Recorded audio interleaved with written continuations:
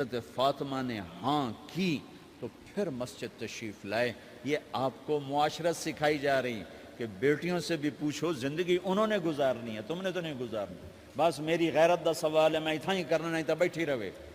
میری اپنی فیملی میں اتنی عورتیں بوڑھی ہو کے قبروں میں چلی گئیں، بس اتنا ہی کرنا نہیں کرنا تھا، بیٹھی رہے۔ وہ بیٹھی رہ گئیں۔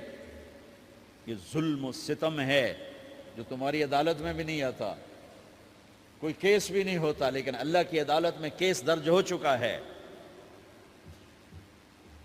کہ میرے نبی نے علی جیسے داماد کے لیے بھی پہلے پوچھا، حالانکہ اوپر سے اشارہ ہو چکا ہے۔ ابھی بتاتا ہوں میں۔ فاطمہ بیٹی علی کا رشتہ ہے، کر دوں؟ انہوں نے کہا کر دیں۔ پھر کہا بلاؤ۔ پھر علی آئے، کہا علی جمع کرو لوگوں کو۔ مسجد ساری بھر گئی تو آپ ممبر پر تشریف فرما ہوئے۔ حضرت علی کو ایسے سامنے بٹھایا، کہا لوگوں، مجھے جبریل اللہ کی طرف سے پیغام دینے آئے ہیں کہ میں اپنی بیٹی فاطمہ کا نکاح علی کے ساتھ کر دوں۔ آسمان سے وحی بھی آئی ہو اور پھر بھی پوچھا جائے، یہ میرے نبی کی معاشرت ہے۔ ہم تو پوچھنا عیب سمجھتے اور اسے ذلت سمجھتے ہیں۔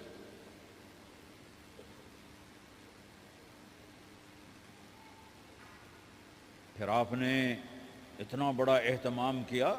مسجد نبوی پرانی جو آپ کے زمانے کی تھی، بہت بڑا ہال تھا، اس کا بھرا ہوا تھا۔